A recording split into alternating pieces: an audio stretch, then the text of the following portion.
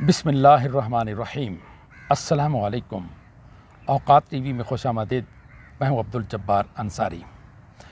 ख़वातीन व हज़रात, हमने पिछले प्रोग्राम में आपको बताया था कि नेशनल प्रेस क्लब इस्लामाबाद के सामने अफ़गान मुहाजिरीन का जो है धरना वो जारी है और उनका जो रैली निकाली थी उन्होंने प्रेस क्लब की तरफ लेकर गए थे। तो उसमें हमने आप लोगों को बताया था कि अब ये सुपरमार्केट रैली गई है, फिर यहाँ से डी चौक और डी चौक से फिर ये आगे पार्लियामेंट हाउस बिल्कुल उसके सामने है, वहाँ तक जा सकती है। तो उस सिलसिले में रात जब मैं वहाँ से गुज़रा तो मैंने कुछ ऐसा ही माहौल देखा। इस सारे माहौल पे, इस सारी सूरत हाल पे गुफ्तगू करने के लिए मैंने आज अपने प्रोग्राम में फिर दावत दी है मोहम्मद आसिम ख़ान को। अस्सलामु अलैकुम। जी वालेकुम अस्सलाम। कैसे हो आसिम? जी अल्हम्दुलिल्लाह। आसिम, मैं रात गुज़र रहा था तो मैंने देखा कि कुछ टैक्सियाँ खड़ी थीं, कोई सामान बांध रहा था, कोई लाद रहा था। तो आप वहाँ पे थे, क्या देखा आपने? जी बिल्कुल, ये बात बिल्कुल आपकी दुरुस्त है कि ये रैली इनकी निकली और उसके बाद ये रैली चलती हुई डी चौक की तरफ गई और वहाँ पे एक अलग जगह पर इन्होंने पड़ाव डाल दिया। ये थोड़ा सा इसको मैं आपको तफसील से बता दूं कि कल दिन से ही इनका यहाँ पे माहौल दोनों ग्रुपों के दरमियान गर्मा गर्म था और दोनों ग्रुपों ने अपनी जो नंबर्स की तादाद थी शो करने के लिए अपने अपने लोगों को बुलाया हुआ था। अपने बैनर्स के नीचे सेव अस वाले अलग लोग बैठे हुए थे और किल अस वाले अलग लोग बैठे हुए थे। अच्छा। बाद में जो किल अस जिनका लोगो है उस ग्रुप ने चाइना चौक की तरफ मार्च करना शुरू किया प्रेस क्लब से निकलकर। ये कितने बजे इन्होंने शुरू किया मार्च? जी ये तकरीबन टाइम था कोई 5 बजे के बाद कल। अच्छा। असर के बाद इन्होंने वहाँ से मार्च शुरू किया है। इंतज़ामिया की भी वहाँ पे वो काफ़ी तादाद मौजूद थी, पुलिस मौजूद थी। तो शायद इनका प्रोग्राम ये था कि ये चाइना चौक तक जाएंगे और वहाँ से वापस आ जाएंगे। लेकिन चाइना चौक में ये अफ़गान माजरीन खड़े हो गए। इन्होंने अपने साथ अफ़गानिस्तान का झंडा भी उठा रखा था और उसको लहरा रहे थे और वहाँ पर इन्होंने अच्छी खासी नारेबाजी की चाइना चौक में खड़े होकर और वहाँ पे इन्होंने आगे जाने की कोशिश की। इंतज़ामिया ने कुछ थोड़ा बहुत रोका इनको। शायद फिर इनके कुछ मुज़ाकरात इंतज़ामिया के साथ हुए तो उन्होंने इनको आगे जिना एवेन्यू की तरफ जाने की इजाज़त दे दी। अब हमें भी ये नहीं पता था कि ये लोग वहाँ पे किस तरफ ये मूव करेंगे, डी चौक में जा रहे हैं या कहाँ जा रहे हैं। आसिम, ये बताइए वहाँ डी चौक का महल्ले वकूअ थोड़ा सा हमारे नाज़रीन को बता दीजिए, क्या है वहाँ पे? जी डी चौक में करीब ही इनकी अफ़गान एम्बेसी भी है। यहाँ से ये चाइना चौक से मूव करते हुए पहले अफ़गान एम्बेसी गए। अफ़गान एम्बेसी से होते हुए फिर ये लोग डी चौक में आकर खड़े हो गए और डी चौक में इन्होंने धरना देना चाहा लेकिन शायद इंतज़ामिया ने इनको इजाज़त नहीं दी। और ये साथ ही मुलेका जहाँ पे नाज़मुद्दीन रोड शुरू होती है उसके सामने एक ग्रीन बेल्ट है। तो वहाँ पे इन अफ़गान माजरीन ने पड़ाव डाल दिया। अच्छा। तो जहाँ तक महल्ले वकूअ पीटीए का दफ्तर भी साथ है। जहाँ तक महल्ले वकूअ की बात है तो जिस जगह अभी ये अफ़गान माजरीन जो किल अस के जो ग्रुप से तल्लक रखते हैं बैठे हुए हैं तो करीब ही इंतहाई अहम इमारात वाक़ हैं कि ये रेड जोन के किनारे पर जाकर बैठ गए हैं। वहाँ से रेड जोन स्टार्ट होता है। जी बिल्कुल। अगर वहाँ पे खड़े होकर आप अगर अपने अकब में देखें तो आपको पार्लियामेंट हाउस, ऐवान सदर, सुप्रीम कोर्ट, पार्लियामेंट लाजेज और इनकी बिल्कुल साथ ही पीटीए की इमारत, मैरियट होटल, वजारतें सारी सामने हैं। पीटीसीएल की एक्सचेंज है, एनटीएससी की एक्सचेंज है, नेशनल काउंसिल ऑफ आर्ट्स है। तो ये इंतहाई अहम और हसास इलाका है जहाँ पे ये ग्रीन बेल्ट पर बैठे। एफबीआर है, फॉरेन ऑफिस है, सुप्रीम कोर्ट है, शरई अदालत है, हाई कोर्ट की नई इमारत भी उधर ही बन रही है। रेड जोन के किनारे पर इन्होंने जाके पड़ाव डाला है। अच्छा आसिम, ये बताइए कि ये कफन पोश अफगान मुहाजिरीन यहाँ आए हैं, इसके पस पर्दा किसका किरदार हो सकता है? जी ये इनको यहाँ लाने वाला कौन है, इनको हेल्प कौन कर रहा है? जी ये शुरू से हम लोग भी ये ऑब्ज़र्व कर रहे हैं इसको कि लगता ऐसा है कि कोई समाजी तंजीमें इनका ये सारा ये सिलसिला चला रही हैं। जो आपने पहले भी एक रिपोर्ट अपनी पेश की थी कि इनमें एक ही दिन में लाखों रुपए की डबल रोटी और टिन तकसीम किए गए, कुछ पैसे भी इनमें तकसीम किए गए। तो लाज़मी बात है कि इतने बड़े ये इंतज़ामात करना तो लाज़मी बात है कि पीछे कुछ समाजी तंजीम है।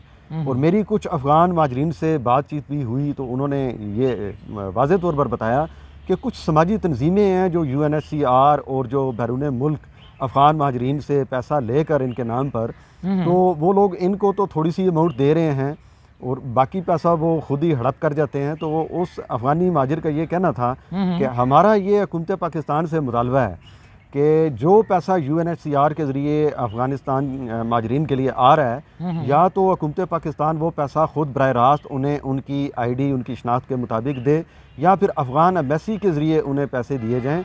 क्योंकि जो दरमियान में ये समाजी तंजीमों का चैनल आ जाता है तो वो उन तक वो मुकम्मल अमाउंट नहीं पहुँचती। देखें जी, वो एजेंट का रोल अदा कर रहे हैं ना, तो एजेंट ने भी तो अपना कमीशन रखना होता है ना। जी अंसारी साहब, इसी वजह से तो पिछले दिनों इनके ये ग्रुपिंग हुई, और उसमें हमने आपको वाज़े तौर पर ये बताया था कि इनकी ग्रुपिंग की असल वजह जो थी इमदादी रकम की तकसीम थी, और उसी इमदादी रकम की तकसीम की वजह उसमें तो हम पूरा प्रोग्राम कर चुके हैं, पूरा प्रोग्राम कर चुके हैं। तो ये दो धड़े बन गए थे इनके। ये मुहाजिरीन ने वहाँ जो पड़ाव डाला है अभी डी चौक के करीब, तो आप क्या समझते हैं? मुझे तो आसिम ये पता चला है कि ये कोई 1-2 दिन के लिए वहाँ गए, ये फिर वापस आ जाएंगे। आपकी क्या मालूमात हैं इस सिलसिले में?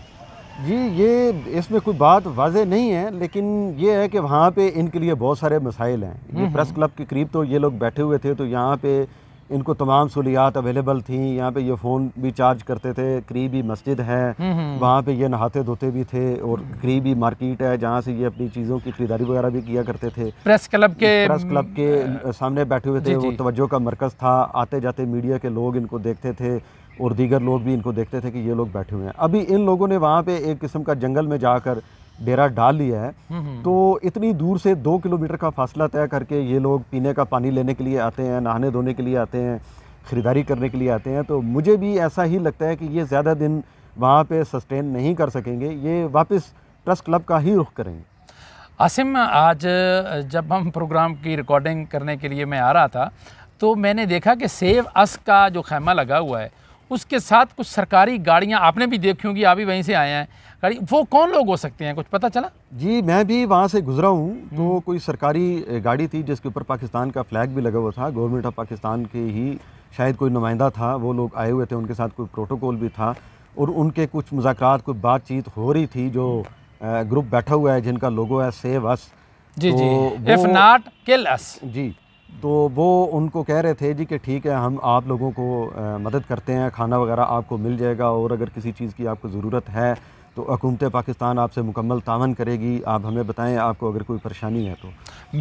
मैं आसिम वहाँ से गुज़र रहा था ना, तो मैंने कुछ मतलब फुटेज भी बनाई, और मैंने कुछ गुफ्तगू भी सुनी। तो वो जो हुकूमत का नुमाइंदा था ना, वो माशाल्लाह दाढ़ी वाले थे, तो वो उनसे कह रहा था कि ये जो आपने सेव अस लिखा है ये अच्छा है, लेकिन वो कह रहा था कि इसके साथ आप हेल्प अस भी लिखें।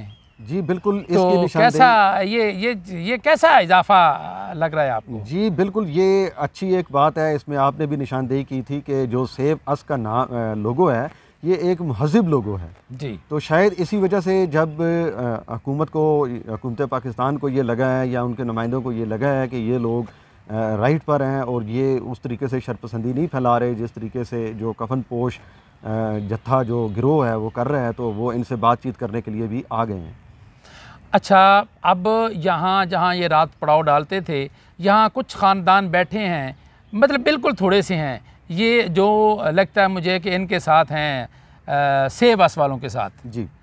तो इनकी तादाद आसिम मुझे तो बहुत कम लग रही है। तो क्या ख्याल है, आप इनको कोई सपोर्ट करेगा या उनको सपोर्ट करेगा, या मुश्तरका तौर पे इनकी सपोर्ट होगी? जी, अगर आप नंबर्स की तादाद देखें तो क्वालिटी और क्वांटिटी में बड़ा फ़र्क होता है। जी बिल्कुल ठीक, हमें क्वालिटी देखनी है, क्वांटिटी नहीं देखनी। तो क्वालिटी देखें तो मुझे तो इनमें क्वालिटी अच्छी नज़र आ रही है। इनमें ये है कि इनके साथ जो लोग बैठे हुए हैं वो पढ़े लिखे हैं, बेशक नंबर्स में की तादाद में कम है, उनका जो नुक्ता नज़र है, जो लोग वो चाहते हैं, वो हुकूमत पाकिस्तान से मदद चाहते हैं कि उनकी मदद की जाए। जबकि जो दूसरा गिरोह है, बेशक उनके साथ तादाद ज़्यादा है, लोग उनके साथ ज़्यादा हैं, लेकिन वो लोग ऐसा लगता है कि जैसे कोई शरपसंद हैं, और उनमें कम पढ़े लिखे लोग हैं, जो मेहनत मजदूरी करने वाले या रेडियाँ चलाने वाले। आपने देखा है कि सारे ठिये जो थे, ये कोई वो पकोड़े बनाने वाले, और जी चिप्स बनाने वाले, अफगानी चिप्स, वो रेडी भी उनकी जा रही थी पीछे पीछे, वो सारे अपने ठिये वो उधर ही एम्बेसी रोड पर जाकर उन्होंने खड़े कर दिए। तो ऐसे लोग उनके साथ शामिल हैं। पढ़े लिखे लोग जो हैं वो इन सेव अस वालों के साथ ही शामिल हैं। ये बताइए कि ये तो रेड जोन के किनारे पे पहुंच गए हैं, तो अब इंतज़ामिया, आपके ख़्याल में इंतज़ामिया क्या करेगी? इंतज़ामिया को क्या करना चाहिए? जी बिल्कुल, जैसा ये एम्बेसी रोड के किनारे पे और मैरियट होटल के करीब और पीटी हेडक्वार्टर के करीब और रेड जोन के किनारे पर बैठे हुए हैं, तो इंतज़ामिया, पुलिस और जो हमारे कानून नाफिज करने वाले इदारे हैं, जो एजेंसियां हैं, उनको इनके ऊपर अच्छी खासी नज़र रखनी चाहिए। और मेरी अपनी ज़ाती राय में ये है कि इनको कांटेदार तार लगा कर एक एनक्लोजर के अंदर इन्हें बंद किया जाए और एक रास्ता इन्हें दिया जाए और वहाँ पे कोई सिक्योरिटी का चेकअप हो, ताकि इनके अंदर आने जाने वाले जो लोग हैं उनको चेक किया जाए और उस इलाके में इन लोगों को ज़्यादा मूवमेंट करने की इजाज़त ना दी जाए और स्पेशली इनको तस्वीरें या वीडियो बनाने की उस इलाके में इजाज़त ना दी जाए। आसिम, आप तो कह रहे हैं कि इनको मतलब कि बाड़ लगा के वहाँ एक सिक्योरिटी गार्ड बिठा दिया जाए। मेरी राय है कि इनको वापस अपने मुल्क में ही भेज दिया जाए।